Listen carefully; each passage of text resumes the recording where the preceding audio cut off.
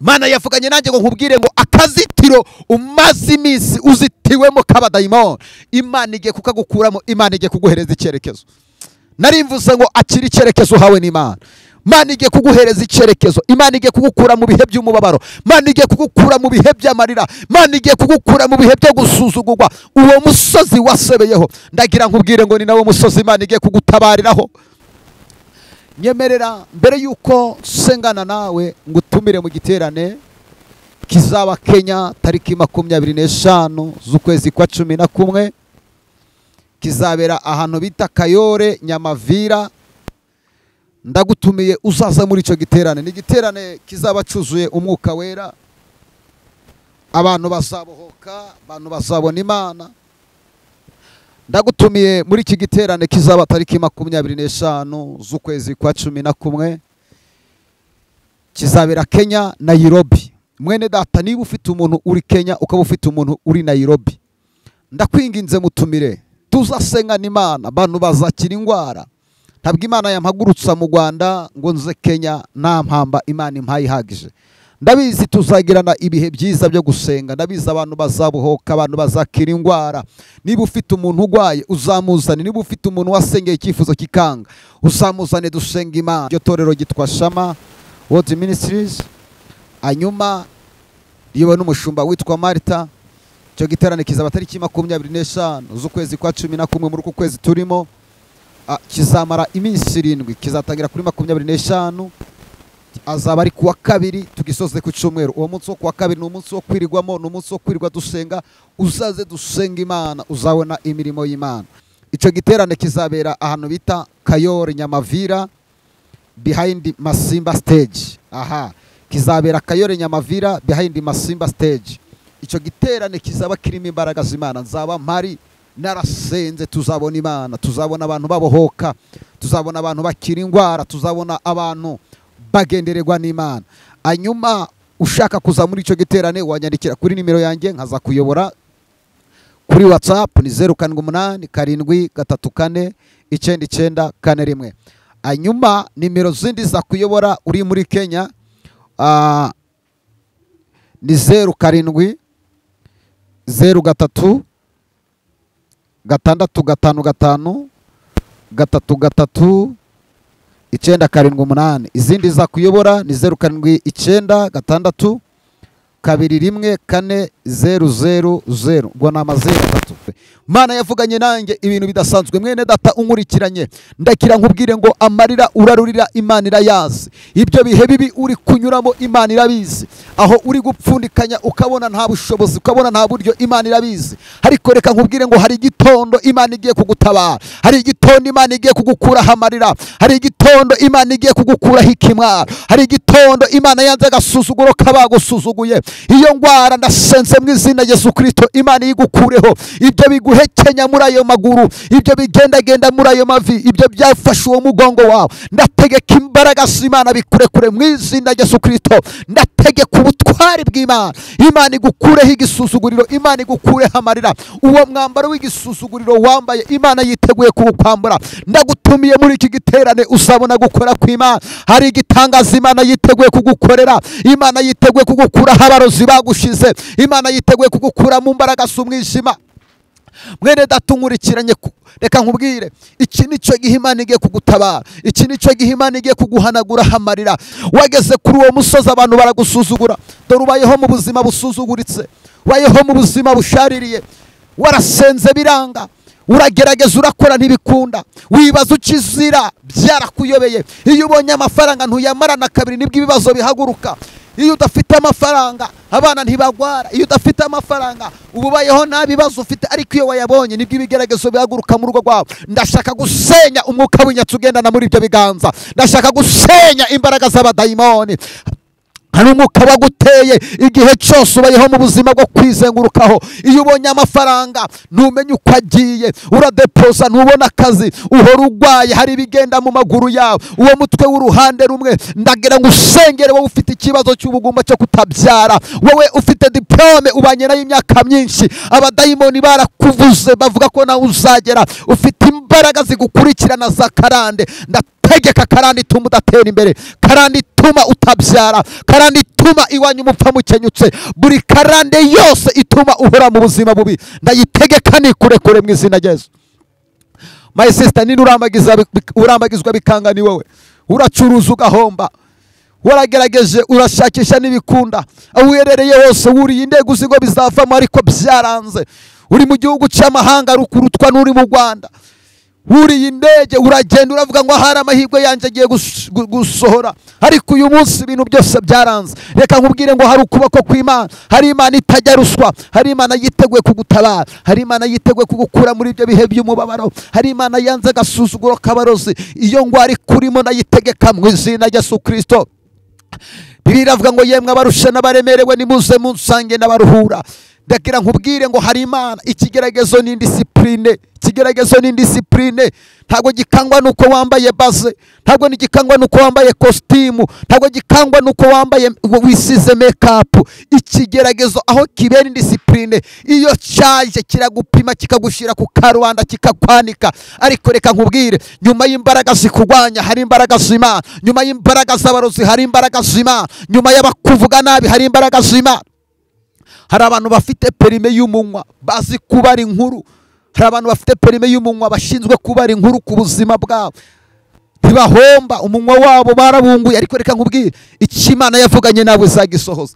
Igihe kirageze Imana ikanga agasuzuguro k'abakuvuga, igihe kirageze Imana ikanga agasuzuguro k'umurozi ku buzima bwawe, igihe kirageze Imana ikanga agasuzuguro k'umurozi wavuze kutazabyara. Mu izina rya Yesu Kristo ndategeka buri imbaraga zose z'umwijima, ndategeka buri bwami bwose bwa Satani, ibintu byose byitambitse imbere yawe Imana ibigukura imbere. Igihe cyose ugiye gusatira amahirwe yawe hari imbaraga ziza zikitambika ugafeyaringa kandi wari ugiye kugera ku nsinzi. Igihe cyose ubonye akazi ntukamaraho kabiri, ufite diplome warize, wiga icyiciro cya mbere cya kaminuza, wiga icya kabiri, ariko urutwa nutarageze mu ishuri. Kubera iki? Hari imbaraga zikugose.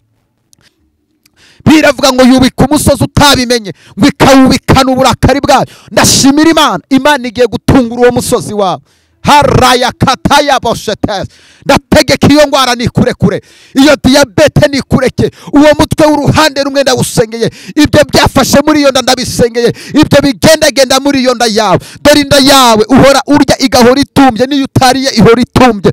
Ibyo bintu basunitse muri iyo nda ndabitegetse nibivemo, ibyo biguhekenya muri ayo mavi, ibyo bigenda mu maguru yawe, ibyo birara bituma udasinziriye, tegeka mu izina rya Yesu nibirekura ubuzima bwawe. Ndabona Imana igiye kukwibuka, ndabona Imana igiye kugutabara, Imana igiye kunyuranya amaboko, Imana igiye kukwibuka, Imana igiye kukurengera. Aho ngaho wabonaga ugiye guseba, Imana igutabaye nta n'umwotsi ukunutseho. Bimbwira umugabo witwa Saduraka na Meshake na Abedenego, birimbwira neza ngo bageze mu itanura ry'umuriro, Imana yawuhinduye pisine baratembera. Ndagira nkubwire ngo icyo kibazo kigukomereye, icyo kibazo ubona kigiye kukumwaza, Imana yamaze hindura pisine, ntabwo kimwaye, ntabwo gikozwe n'isoni, ntabwo ole sakata yaba sakata rabo riya mama satayaba. Mana yanze gukorwa n'isoni, Imana ikumwarije ibyari bigiye kukumwaza, Imana ikojeje isoni byari bigiye kugukoza isoni. Ababorosheje amenyo kugira ngo baguseke bavuga ngo ugiye kwandagara, ndagira nkubwire ngo Imana yanze ko wandagara. Ndashimira Imana ya data wa twese kutazemera kukorwa n'isoni. Abategereje kukorwa n'isoni, ndagira nkubwire ngo baza amaso azahera mu kirere. Kandi ndagira nkubwire ngo nta nkuru imara iminsi, umaze igihe kinini ku musozi barakugize igitaramo, baravuze ko Imana usenga ntacyo yakumariye. Reka nkubwire ijambo rikomeye, Imana yawe igihe kirageze bakayironshinga, igihe kirageze Imana yawe bakayibona. Warasenze abantu baguhereza ugwamenyo ngo iyo Mana usenga itagutabara kumariye iki? Kandi koko ibyo bakuvuga urabyitegereza usanga nibyo. Ariko reka nkubwire, Imana igiye gukina finale, Imana igiye kumwaza bariya bose bakuvuze. Imana wasenze abantu batareba ivuganye nanje ngo iki nico gihe igiye kugutabara. Imana irambye ngo imirimo wakoze ntabwo ari y'ubusa, imirimo wakoreye mu nzu y'Imana, amasengesho wasenze ntabwo yapfa ubusa imbere y'Imana, imisozi wazamutse ntiyapfa ubusa, amajoro waraye usenga ntiyapfa ubusa, ibihe wafashe byo kwiyiriza ntibyapfa ubusa. Igihe kirageze Imana yawe nawe ikakuronshinga ikagushira hagaragara. Mana ntabwo izemera ko umwambaro w'igisuzuguriro wambaye upfa ubusa. Ndashimira umubyeyi witwa Konsole wamfashe amaboko, Imana iguha umugisha. nawe mwene data unkurikiranye, Imana iguhereza umuntu ugufata amaboko. Njya nkunda kuvuga ijambo rivuga ngo kubana n'umuntu w'indyarya utagushigikiye ni nko kubana na kanseri mu magufa. Kubana n'umuntu utakwemera, hari abantu mugendana ukagira ngo barakwemera kumba ari indyarya. Hari abantu bashinzwe ari abantu bamaneko, hari abantu mubana uzi ngo ni inshuti zawe kumba ari indyarya, ari za maneko zigenza ubuzima bwabo, zihora zikora investigation ku buzima bwabo.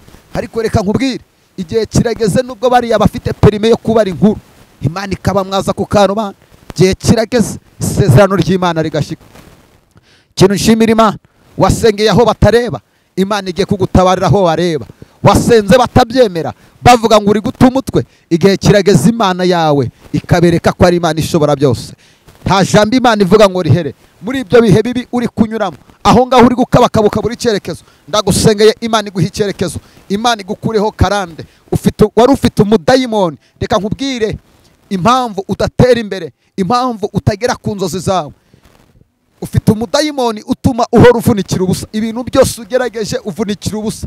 Urugo rwawe ruhoramo intambara utazi aho ziturutse. Abana bawe nibo baba baswa mu ishuri, igihe cyose ugiye kubona akazi nibwo akazi gafeyaringa utazi kuntu bigenze. Wagerageje gushakisha ibyangombwa biranga. Ndagira nkubwire ngo uyu mwaka Nelasi elepori edariakas, Imana izakugirira neza. Imana igiye kumwaza abari biteguye kukumwaza. Imana igiye gukoza isoni abari biteguye kugukoza isoni. Ndagutegeka uyu mwanya indyarya ikuriho Imana yigukureho. Mwene data, hari abantu mugendana batazi agaciro kawe. Abo ngabo iteka ryose ukora cyane kugira ngo banezeze, ahubwo kugira ngo banezerwe bakarushaho kukubabaza. Ndategetse mu izina rya Yesu, umuntu wese utazi agaciro kawe, umuntu wese utazi umumaro wari ufite kuri we, Imana imugukureho. Ndahamagara abantu bazi agaciro ku buzima bwawe. Imana ikuzanire fiyanse uzi agaciro kawe. Imana ikuzanire umuntu uzi akazi ukora n'imvune kazo. Imana ikuzanire umuntu ugufata amaboko akakugeza ku musaraba. Hari abantu bagufashe amaboko oreperi ya sinedra, igihe cyose bagiye kuguha baguha ibyo banga. Ndategetse mu izina rya Yesu, Imana iguhuze n'umugisha wawe, Imana igukure mu mugongo w'abandi, nawe wigenze. Ndagira nkubwire ngo Imana yabwiye Yakobo, iramubwira ngo nzaguheka mpaka imvi zibaye uruyenzi. Mwene data, reka nkubwire, reka kwiringira umuntu, reka kwizera umuntu. Umuntu agushira mu mugongo akaguheka, mwagera kumanga ku cyobo akagukura mu mugongo akakujishura akakuroha mugobo, yarangiza akakwisekera hejuru. Ariko Imana yabwiye Yakobo ngo nzaguheka mpaka imvi zibaye uruyenzi. Imana niyo igushira ku mugongo ikaguhekana n'umugabo wawe, ikaguhekana n'umugore wawe n'abana bawe, ndetse ugasaza mpaka imvi zibaye uruyenzi. Mwene data, nagira nkubwire ngo ntazagira umuntu ugutera ubwoba. Ntabwo ubayeho kubera abantu, ntabwo ubayeho kubera bariya bari bakugize. Ntiwongere kwitotomba. Nubona mu buzima bwawe wari ufite umuntu w'umumaro, yarangiza akakureka nta cyaha wamukoreye, wakwisuzuma ugasanga nta kibazo ufitanye n'Imana, ujye ushimira Imana. Imana ibiri kugira ngo imugukureho, kubera ko uriya muntu igihe cye kiba kirangiye mu buzima bwawe, kugira ngo Imana ikuzanire undi muntu. Inzozi zo kugera kure urazifite, ahubwo wabuze umuvuno wakugeza ku nzozi zawe. Ndagusengeye mu izina rya Yesu, Imana iguhereza umuntu ukugeza mu nzozi zawe. Wahuye n'abantu bica inzozi zawe, wahuye n'abantu bagwanya inyenyeri y'Imana ikuriho, wahuye n'abantu bakuvuga nabi. Ndagusengeye Imana iguhereze ururimi rukuvuga neza. Abantu bakuvuze nabi bakaguhimbira ibinyoma, abo ngabo Imana ibirukane mu buzima bwawe. Ndagusengeye Imana iguha bakuvuga neza, Imana iguhe abantu orebo shingenedrai bakumva, Imana iguha abantu bagutega amatwi. Ariko reka nkubaza, uzi kubura, uzi kunanirwa guha umuntu amafaranga, ukananirwa no kumuha amatwi, ukananirwa no kumwumva, ukananirwa no kumusengera. Uwo muntu ubundi akumara iki?